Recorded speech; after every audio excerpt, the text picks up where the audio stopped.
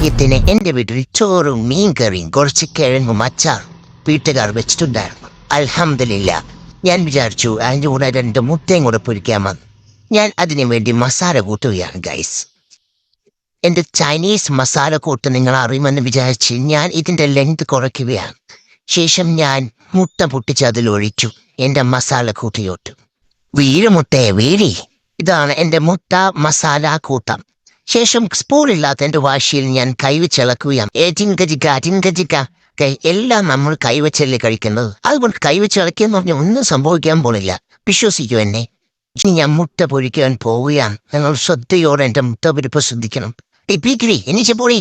എന്നെ ശല്യപ്പെടുത്താൻ വന്ന എൻ്റെ ശത്രുവാണ്. അയ്യോ കാക്ക എന്നെ അടിക്കല്ലേ. ഇല്ല നിന്നെ തൊഴിക്കത്തേ ഉള്ളൂ. ഇറങ്ങിപ്പോടി പിച്ചക്കാരി. പക്ഷേ എൻ്റെ അനിയത്തിയല്ലേ, എന്നെ വിടോ. അവള് പ്രതികാരം വിട്ടാൻ വേണ്ടി കാത്തിരിക്കുകയായിരുന്നു ആ വീട്ടിൽ. മാഷാഅല്ലാ. അങ്ങനെ ഞാൻ മുട്ട പൊരിച്ചു തുടങ്ങി. മുട്ട എങ്ങനെയാണെന്ന് വെച്ചാൽ പിച്ചാത്തി ഉപയോഗിച്ചാണ് മുട്ട പൊരിക്കുന്നത്. ചിലപ്പോൾ ഇന്ത്യയിലാവട്ടെ അല്ലെങ്കിൽ കേരളത്തിലാവട്ടെ ആദ്യമായിട്ടായിരിക്കും ഒരു പിച്ചാത്തി ഉപയോഗിച്ച് മുട്ട പൊരിക്കുന്ന ഒരു വ്യക്തി ഞാനാവുന്നത്. അങ്ങനെ മുട്ട ഏകദേശം വെന്തു. എനിക്ക് മാത്രം കഴിക്കാൻ കൊള്ളാവുന്ന രീതിയിലായി ഞാൻ ഫ്രൈ പാനിൽ വെച്ചാണ് കഴിക്കുന്നത്. കാരണം എനിക്ക് മുട്ടയിൽ എപ്പോഴും ചൂട് താന്നു. ഈ വ്ലോഗ് ഇഷ്ടപ്പെട്ടാൽ ഷിയാക്കുത്തനെ ഒന്ന് ഫോളോ ചെയ്യണേ.